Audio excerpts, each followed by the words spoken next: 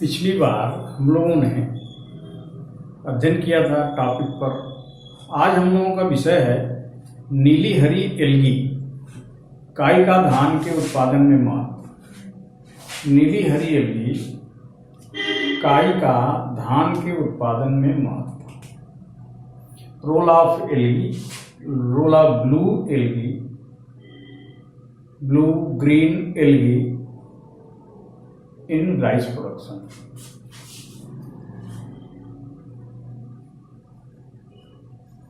Role of blue, green algae in rice production.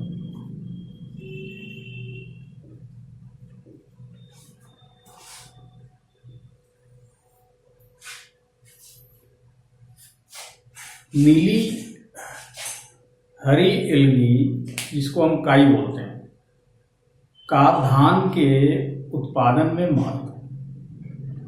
ये बहुत ही महत्वपूर्ण रोल अदा करती है धान के उत्पादन में। नीली हरी एल्गी का अधिकतर जातियां नत्रजन का मृदा में एकत्रीकरण फिक्सेशन करती हैं।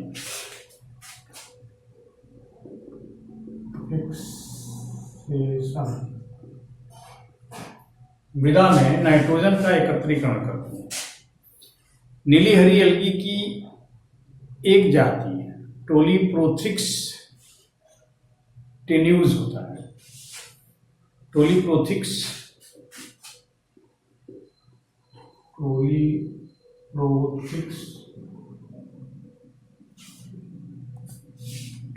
टेन्यूज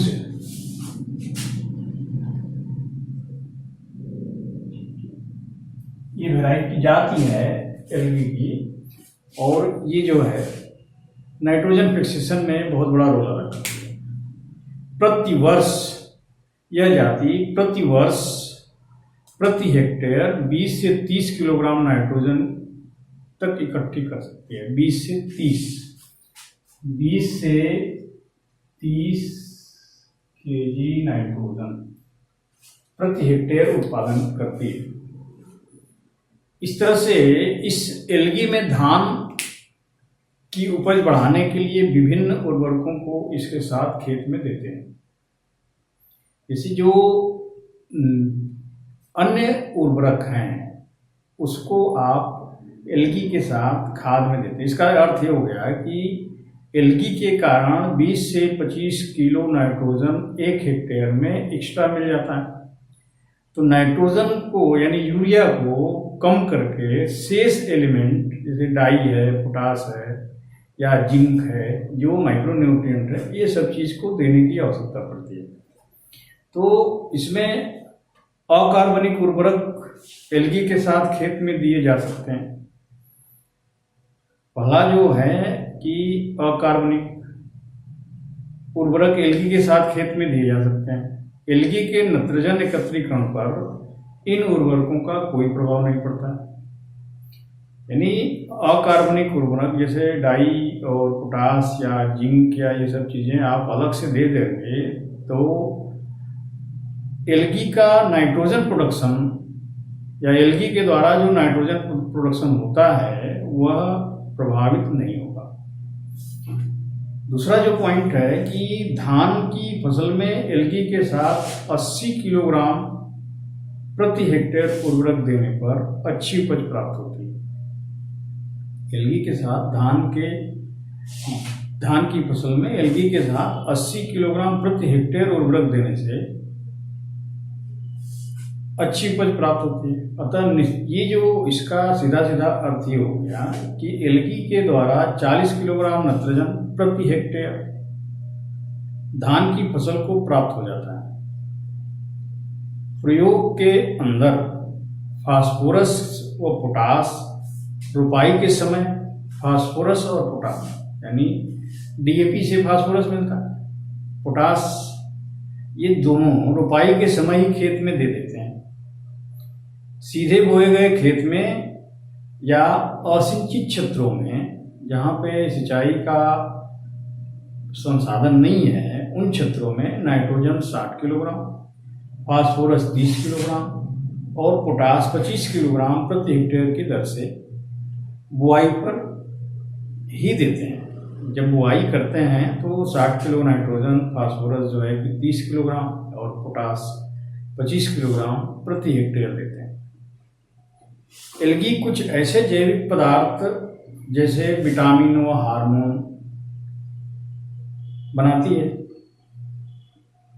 जो पौधों को स्वस्थ रखते हैं। नाइट्रोजन आदि उर्वरकों का उपयोगिता बढ़ाती है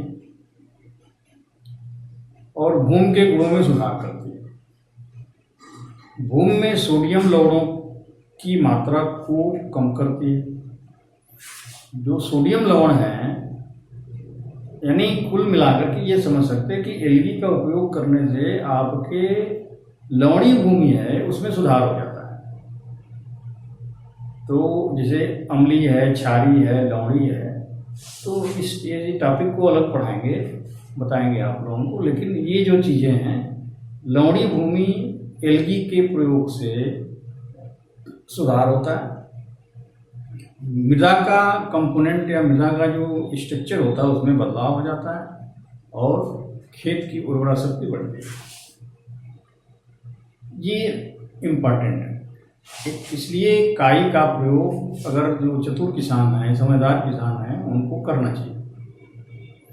अब हम लोग बात करते हैं कि धान में कब सिंचाई करते हैं। सिंचाई तो महत्वपूर्ण है। धान, पान और केला ये सब पानी के चेला। किस किस अवस्था में धान में सिंचाई करना चाहिए या धान के सिंचाई की अवस्थाएं क्या हैं, ये समझना है। तो अब इरिगेशन पे आते हैं हम लोग। इरिगेशन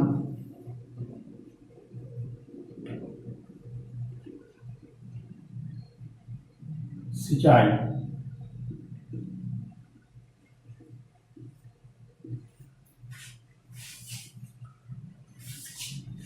धान की फसल को पानी की आवश्यकता अन्य फसलों की तुलना में अधिक होती है।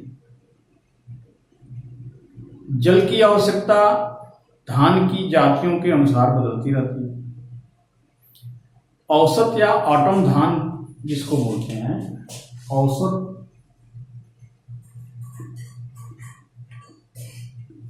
या ऑटम धान, ये जो है कुल इसमें 100 हेक्टेयर सेंटीमीटर पानी की आवश्यकता होती है। कितना? 100 हेक्टेयर, 100 हेक्टेयर सेंटीमीटर पानी की आवश्यकता होती है। इसमें खेत की तैयारी के समय में 25 हेक्टेयर सेंटीमीटर पानी, 25 हेक्टेयर सेंटीमीटर पानी खेत की तैयारी के समय, और आवश्यकता होती है पौधरोपण के लिए 15 हेक्टेयर सेंटीमीटर पानी की आवश्यकता होती है। पौधरोपण के समय 15 हेक्टेयर सेंटीमीटर पानी की आवश्यकता होती है।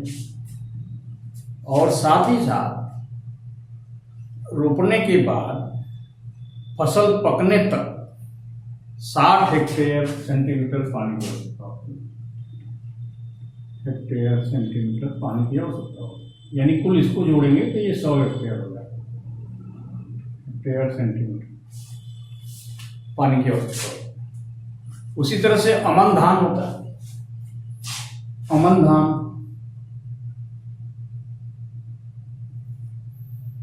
दूसरा है अमन धान।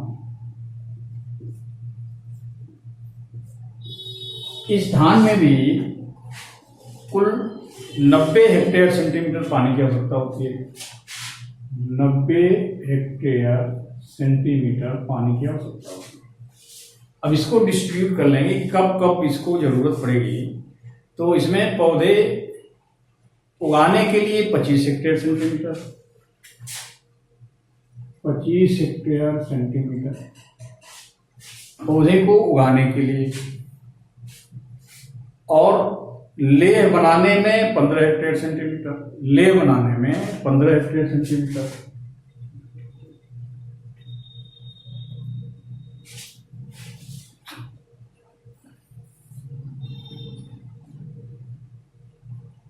और उसके साथ साथ रोपण में जो बालियों में दाने पकते हैं, यानी रोपण में बालियों में दाने पकने तक 50 हेक्टेयर सेंटीमीटर जल की आवश्यकता होती है। 50 हेक्टेयर सेंटीमीटर यानी रोपने से लेकर के दाना बनने तक। ले बनाने में 15 सेंटीमीटर, 15 हेक्टेयर सेंटीमीटर, और रोपण में बालियों में दाने बनने तक, दाना पकने तक जो है 50 हेक्टेयर सेंटीमीटर की आवश्यकता पड़ती है। तो कुल मिलाकर के ये 90 सेंटीमीटर, ये जोड़ेंगे तो ये 90 हेक्टेयर सेंटीमीटर की आवश्यकता होती है। तीसरा है बोरोधान। बोरोधान जो तीसरा है,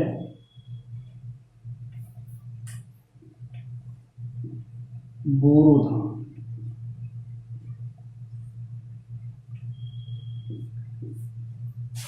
इसके लिए कुल 150 से 190 हेक्टेयर सेंटीमीटर पानी की आवश्यकता होती है। 150 से 190 हेक्टेयर सेंटीमीटर पानी की आवश्यकता होती है। तो इसमें पौध तैयार करने के लिए 25 से 40, और रोपण की पौध तैयार 25 से 40 हेक्टेयर सेंटीमीटर पौध तैयार करने के लिए, और रोपण के लिए 15 से 20 हेक्टेयर सेंटीमीटर, 15 से 20 हेक्टेयर सेंटीमीटर रोपण की। और रोपण से फसल पकने तक 110 से 120 हेक्टेयर सेंटीमीटर, 110 से 120 हेक्टेयर सेंटीमीटर रोपण से पकने तक। तो ये जो है टोटल आपका 100, इसको जोड़ सकते हैं 40 और 10, 150 से ये जो है 100, ये आपका 60 और 20 80, 180 हेक्टेयर सेंटीमीटर।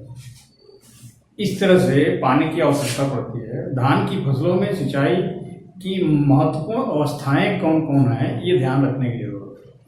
हर किसान को ये अवस्थाएं जाननी चाहिए जिससे धान के फसल में सिंचाई का अभाव न हो। इसके लिए जो है अवस्थाएं, सिंचाई की महत्वपूर्ण अवस्थाएं, सिंचाई की महत्वपूर्ण अवस्थाएं, इसको कब जानते हैं? जैसे अगर हम देखें कि किस स्टेज में धान में